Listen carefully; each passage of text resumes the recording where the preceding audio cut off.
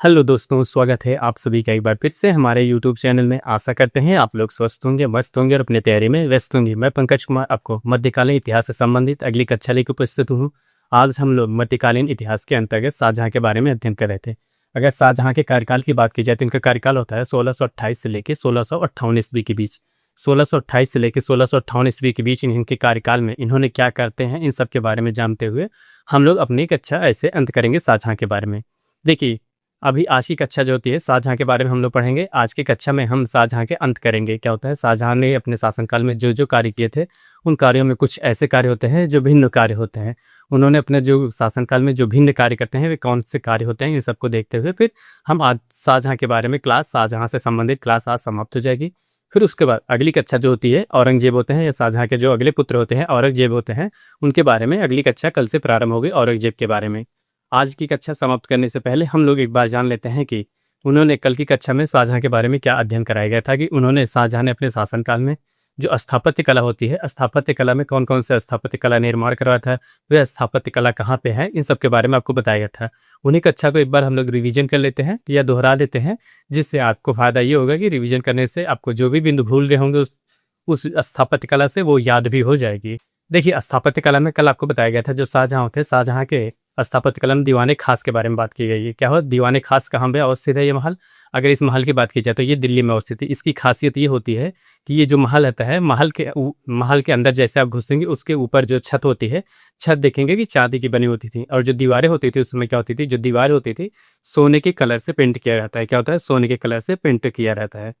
और ये इसमें अगर इस दीवाने खास की बात की जाए तो ये पित्रादुरा शैली से निर्मित की गई। क्या होती है, पित्रादुरा शैली से निर्मित की गई है। इस पित्रादुरा जो शैली होती है, कह सकते हैं किसी भी महल की सजावट को और बेहतरीन बनाता है या कह सकते हैं और आकर्षक बनाता था। इसी वजह से इस महल में भी पित्रादुरा शैली का प्रयोग किया गया था। और पित्रादुरा का शैली का प्रयोग करने के बाद जो फिरदौसी होते हैं, उन्हीं के शासनकाल में फिरदौसी नामक इतिहासकार होते हैं या उनके शासनकाल में एक विद्वान होते हैं। उन्होंने इस महल को देखते हुए अपनी बात को एक दोहे के माध्यम से लिखते हैं कि कहते हैं, अगर फिरदौसी बर रुए, क्या होता है, अगर फिरदौसी बर रुए जमी अस्त, क्या होता है, अगर फिरदौसी बर रुए जमी अस्त हमी अस्त हमी अस्त हमी अस्त।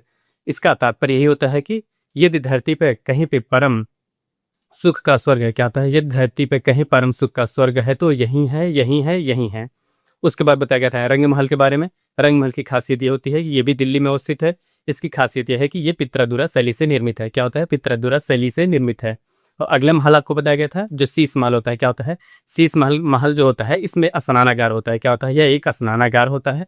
और इस इमारत के कह सकते जो ये इमारत होती है, जो इसके दरवाजे होते हैं जो शीशे के मोज़ैक होते हैं उसमें सोने के पानी चढ़े होते हैं। क्या होता है, दरवाजे पे और शीशे के जो मोज़ैक लगे होते हैं उस बाथरूम में कह सकते हैं जो स्नानगृह होता है उसमें सभी पे सोने के पानी चढ़े होते थे।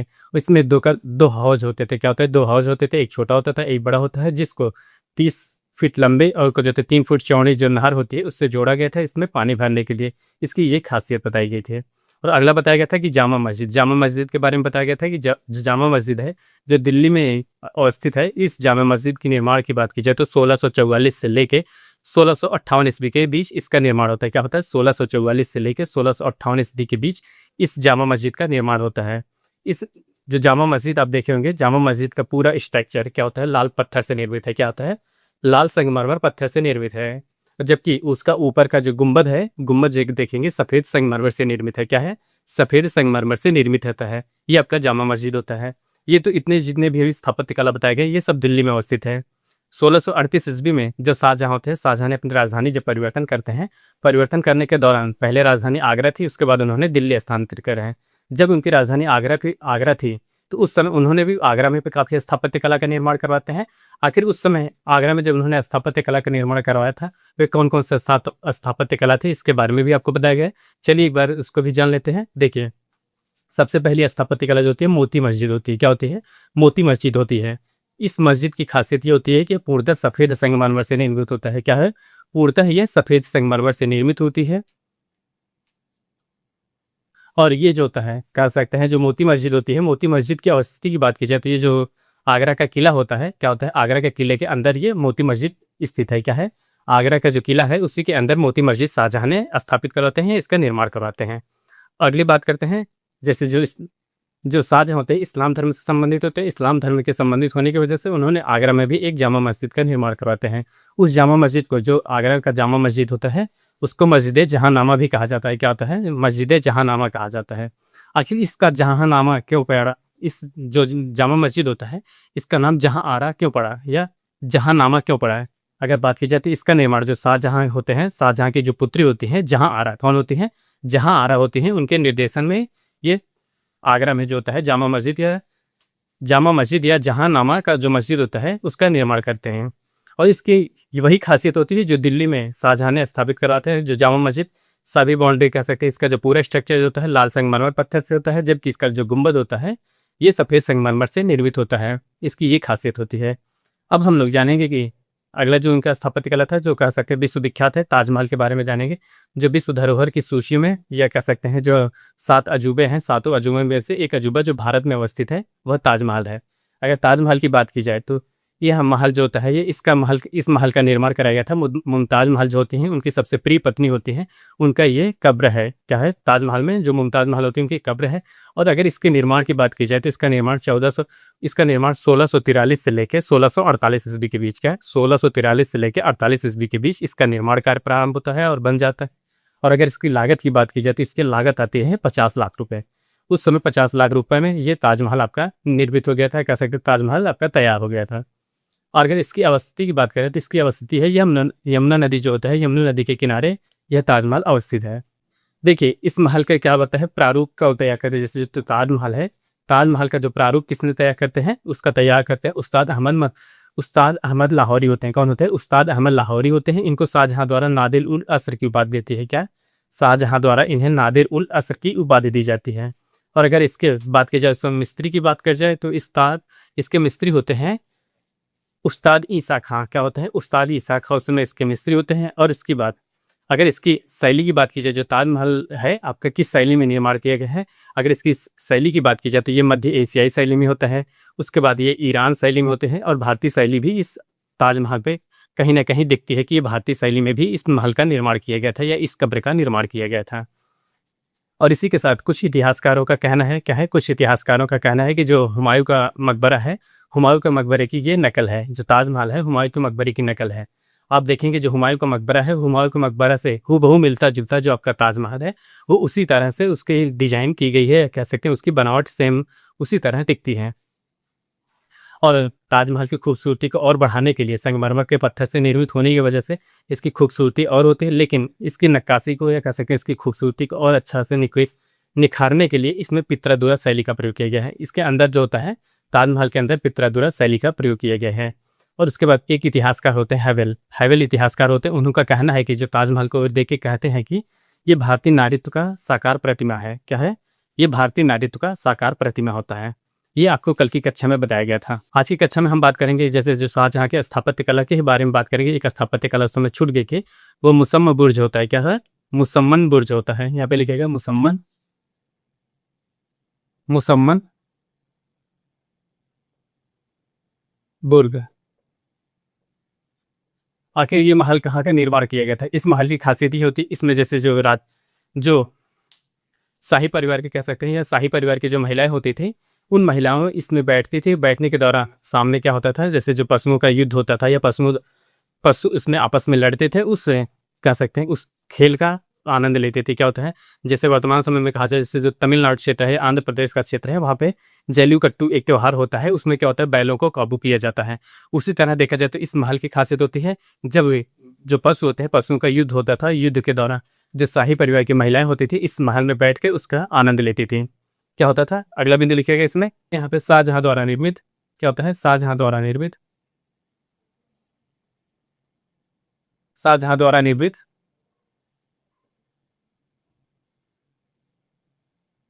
शाहजहाँ द्वारा निर्मित इस बुर्ज में क्या होता है, इस बुर्ज में शाही परिवार की महिलाएं शाही परिवार की महिलाएं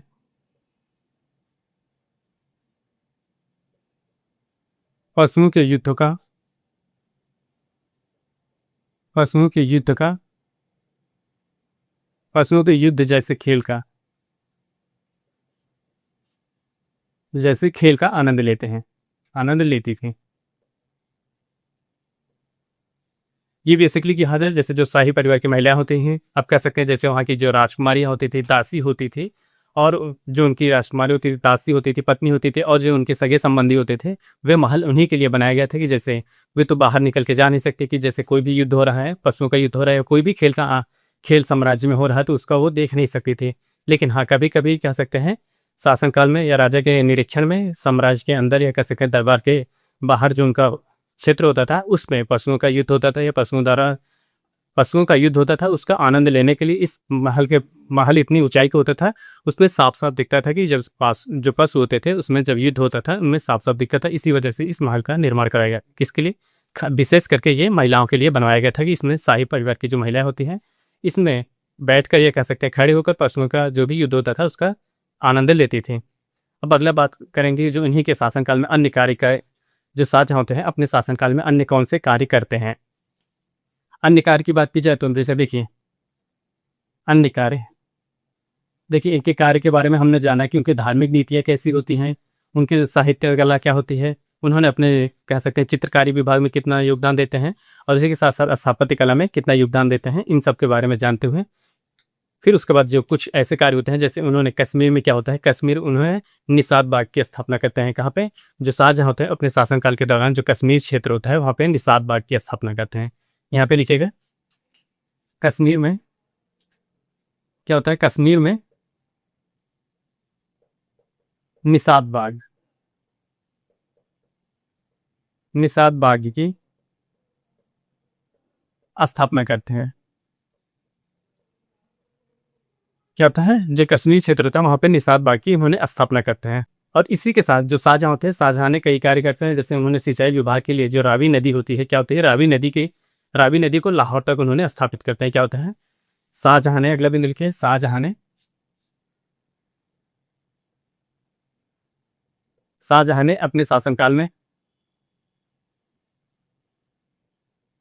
अपने शासनकाल में 98 मील रावी नदी को लाहौर तक किया, लाहौर तक लाया। ये क्या होता है, जो शाहजहाँ होता है, शाहजहाँ के शासनकाल में उन्होंने सिंचाई विभाग के लिए, कह सकते हैं सिंचाई के ही लिए, उन्होंने जो रावी नदी होता है, रावी नदी का विस्तार पहले लाहौर में नहीं था, उन्होंने अपने शासनकाल में ही 98 मील उस नहर का खुदाई करते हैं। खुदाई करने के पश्चात ये महल कह सकते हैं इस नहर का निर्माण करते हैं। काफ़ी देखिए, जब शाहजहाँ होते हैं, शाहजहाँ के एक उम्र के बाद जो उनकी तबीयत होती है खराब होने लगती है, एक उम्र के समय के साथ उनकी जो तबीयत होती है बिगड़ना प्रारंभ हो जाती है। 6 सितंबर 1657 ईस्वी को क्या होता है, 6 सितंबर 1657 ईस्वी को शाहजहाँ बीमार हो जाते हैं। और ये लिखिए 6 सितंबर 1657 ईस्वी को शाहजहां बीमार हो जाते हैं। कब? 6 सितंबर 1657 ईस्वी को शाहजहां बीमार हो जाते हैं। और इनको बीमारी होती है, इनको काफ़ी बेताज बीमारी हो जाती है। क्या होती है? लाइलाज बीमारी। यहाँ पे लिखिएगा लाइलाज, लाइलाज बीमारी हो जाती है। क्या हो जाता है, जो शाहजहाँ होते हैं इनको लाइलाज बीमारी हो जाती है। आखिर जब बीमारी हो जाती है, जब बीमार हो जाते हैं तो ये बात कह सकते हैं, जब बीमार हो जाते हैं ये कह सकते हैं लाइलाज बीमारी होती है। जो औरंगजेब होते हैं इनको एक किले के अंदर कह सकते हैं अंतिम इनके इनकी जो अवस्था होती है, अंतिम अवस्था के 8 वर्ष तक इनको एक किले के अंदर कैद कर देते हैं। क्या होता है, एक किले के अंदर इन्हें कैद कर देते हैं। अगला दिन देखिएगा बेताज बीमार अवस्था में, बेताज बीमार अवस्था में, बेताज बीमार अवस्था में क्या होता है, बेताज बीमार अवस्था में अंतिम 8 वर्ष में क्या होता है, अंतिम 8 वर्ष में क्या होता है, अंतिम 8 वर्ष में, अंतिम 8 वर्ष में आगरा के किले, आगरा के किले, जो आगरा का किला होता है उसमें इनको जब बीमार जैसे होते हैं 1657 ईस्वी में बीमार होते हैं तो लगभग 8 वर्ष तक इनका जीवन चलता है। लेकिन वह 8 वर्ष बीमारी के ही दौर से गुजर रहे थे, इस वजह से इनको आगरा का जो किला होता है उसमें इनको कैद करवा दिया जाता है या कैद कर देते हैं। जो आगरा का किला होता है, आगरा के किले के अंतर्गत, किले के अंदर शाहपुर जो होता है, क्या होता है, शाहपुर, जो होता है शाह बुर्ज होता है, उसी के अंदर इनको कैद कर दिया जाता है। शाह बुर्ज के अंतर्गत, शाह बुर्ज के अंदर एक बंदी के भांत, एक बंदी के भांत, एक बंदी के भांत कैद कर दिया जाता है, कैद कर दिया जाता है।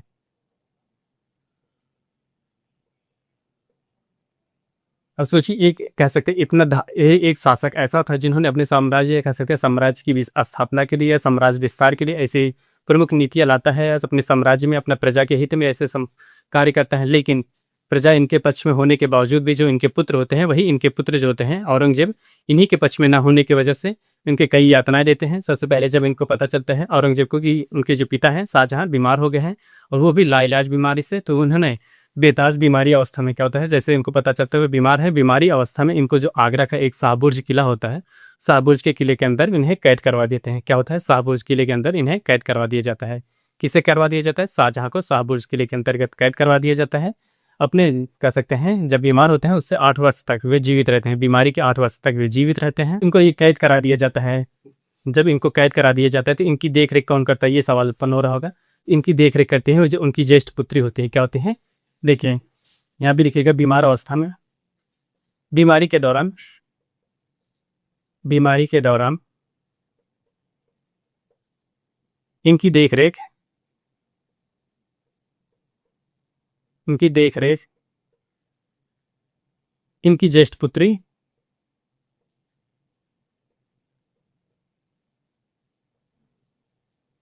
जहां आरा करती थी। कौन? जहां आरा,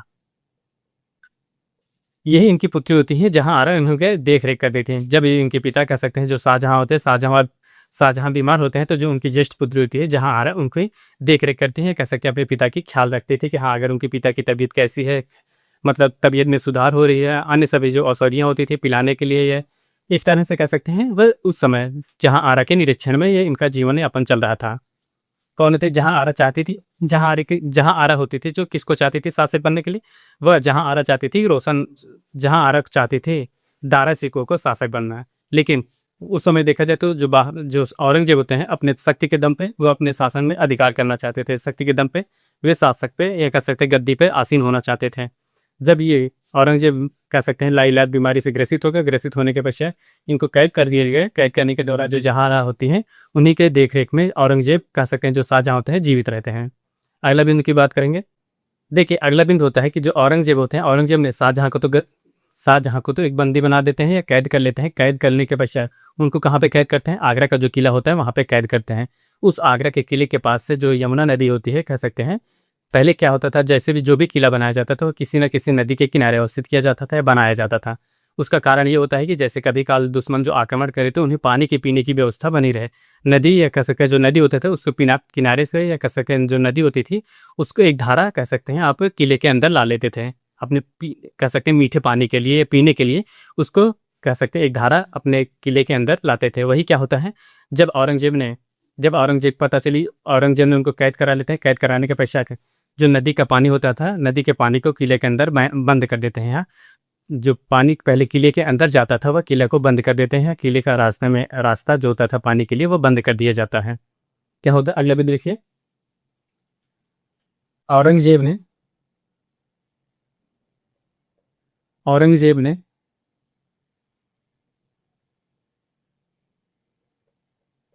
आगरा के किले का पानी बंद कर देते हैं, बंद कर देते हैं।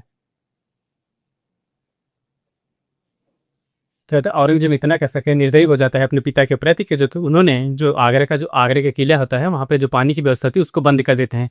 वो पानी उस समय बात की जाए तो वो मीठा पानी होता था। क्या होता था, जो नदी से पानी आता था वह मीठा पानी होता था, जबकि जो किले के अंदर कुआं होता था, कुएं का पानी जो होता था खारा होता था। इसी वजह से उन्होंने अगर कहा कि अगर जैसे किले का जो पानी अंदर जा रहा है उसको बंद कर दिया जाए, जो शाहजहां होंगे वो जल्द ही मर जाएंगे। इसी वजह से जब शाहजहां या शासक जो होते हैं जल्द मर जाएंगे तो उनको अपना शासन के या गद्दी पे बैठना उतना ही जल्दी हो जाएगा, क्योंकि जब तक शासक मरेंगे नहीं तब तक वे अपने सिंहासन पे आसीन नहीं होंगे या गद्दी पे आसीन नहीं होंगे। यही कारण होता है कि उन्होंने ये रणनीति अपनाते हैं कि जो शाहजहां हैं उनके लिए पानी की व्यवस्था रोक दी जाए। अगर पानी की व्यवस्था रोक दी जाए तो वो पीने के लिए मर जाएंगे। यही कार्य करते हैं। लेकिन लेकिन क्या होता है, जो औरंगजेब होते हैं, यहाँ पे अगला लिखिए औरंगजेब, शाहजहां ने, यहाँ पे लिखिएगा शाहजहां ने किले के अंदर का कुएं का किले के अंदर का किले के अंदर का कुआं जो होता है, कुआं का खारा पानी पीकर खारा पानी पीकर प्यास बुझाए।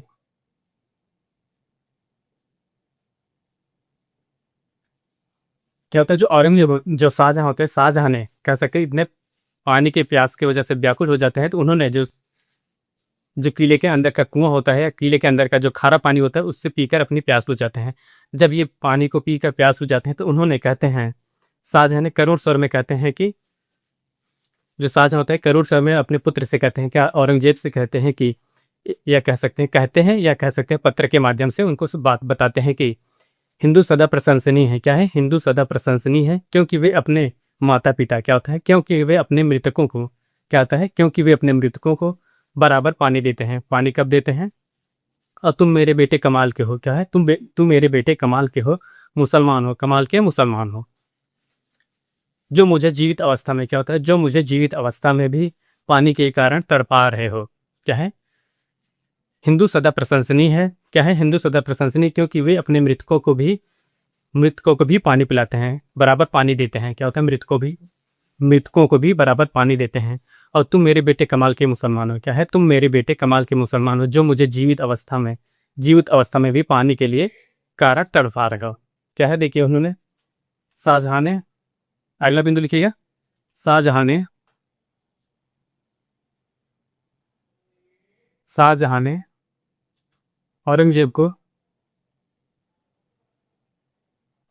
को एक करुण स्वर में एक करुण स्वर में पत्र लिखते हैं।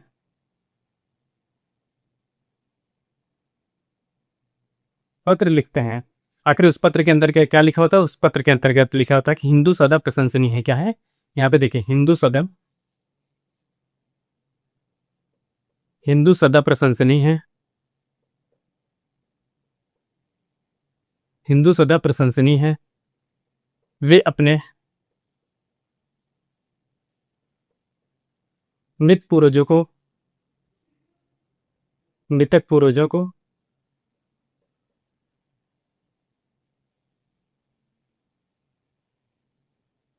मृतक पूर्वजों को बराबर पानी देते हैं। क्या होता है, बराबर पानी देते हैं, पानी देते हैं। तुम बे तुम मेरे कमाल के मुसलमान बेटे हो, जो जीवित अवस्था में, क्या होता है, जीवित अवस्था में पानी के लिए तरसा रहे हो, पानी के लिए तरसा रहे हो। ये पत्र होता है, क्या होता है, जो शाहजहां होते हैं, शाहजहां ने औरंगजेब के लिए ये पत्र लिखते हैं कि हिंदू सदा प्रशंसनीय है। प्रशंसनीय क्यों होते हैं, इसके बारे में भी उन्होंने बताया कि प्रशंसनीय इसलिए होते हैं, वे अपने मृतक जो होते हैं, कह सकते हैं मृतक होते हैं, उनको भी पानी बराबर देते हैं। कह सकते हैं हम, जैसे हिंदू धर्म में क्या होता है, जैसे कोई भी पिंडदान होता है, पिंडदान के बाद महीने में, क्या कह सकते हैं, जो होता है साल में एक दिन होता है, तो उनके पूर्व मृत होते हैं या मरे होते हैं, उनके लिए पानी, या कह सकते हैं पानी दिया जाता है। उसी की बात, या कह सकते हैं उसी की जिक्र जो शाहजहां होते हैं उन्होंने करते हैं। उसके बाद कहते हैं कि तुम कमाल के मुसलमान हो। वह अपने आप को कहते हैं, अपने पुत्र से कहते हैं कि तुम कमाल के मुसलमान बेटे हो, जब मुझे जीवित अवस्था में भी पानी नहीं दे रहे हो। सोचिए कि हिंदू धर्म के लोग होते हैं, हिंदू धर्म के जो अनुयायी होते हैं, वे उनके जो पूर्वज होते हैं मर गए हैं, मरने के बाद भी उनको पानी पिलाते हैं। और एक तो हमारे कमाल के मुसलमान बेटे हो, जो मुझे जीवित अवस्था में पानी के लिए तड़पा रहे हो, पानी के लिए तरसा रहे हो, ये अपने पत्राचार में उन्होंने शाहजहां ने इसका बखूबी जिक्र करते हैं। और इस प्रकार 22 जनवरी 1658 ईस्वी में क्या होता है, अगले दिन लिखिएगा। शाहजहां की मृत्यु कब होती है? 22 जनवरी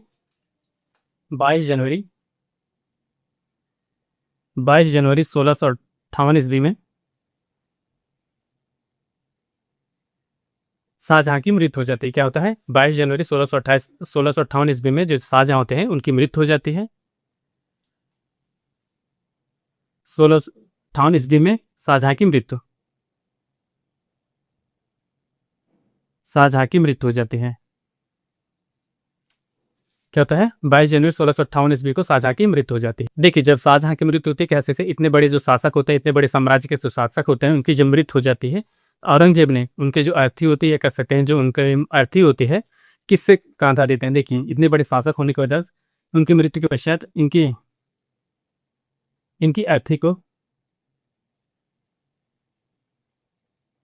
देखिए क्या होता है, जो इनकी मृत्यु हो जाती है, जो इनके अर्थी होते हैं, इनके अर्थी को उन्होंने, जो हिजड़े लोग होते हैं, क्या होता है, जो हिजड़े व्यक्ति होते हैं उनके, और जो कह सकते हैं सामान्य, जो उस समय जो सामान्य नौकर होते थे, उनके, उनसे कह सकते हैं उनको उनको इनके कंधा दिया जाता है। क्या होता है, जो शाहजहां होते हैं, शाहजहां की जब मृत्यु हो जाती है, इनके जनाजे को कह सकते हैं ले जाने के लिए उन्होंने हिजड़े और जो नौकर होते हैं उनसे कांधा लगवाया। क्या होता है, जो हिजड़े होते हैं और जो सामान्य नौकर होते हैं उनसे इनको कांधा लगवाया, और इनकी जो कब्र होती है, जो मुमताज महल है, मुमताज महल के बगल इनकी कब्र भी, मुमताज महल के कब्र के बगल इनका भी कब्र, या कह सकते हैं इनको भी दफना दिया गया था। इस प्रकार हम बात करते हैं जो शाहजहां होते हैं, शाहजहां के शासनकाल का अंत होता है। जो अगले शासक बनते हैं और औरंगजेब बनते हैं, क्या होते हैं? औरंगजेब होते हैं वे, और उनका शासनकाल प्रारंभ होता है। ये याद रखिएगा। हमने शाहजहां के बारे में जाना कि शाहजहां का शासनकाल कब से कब होता है।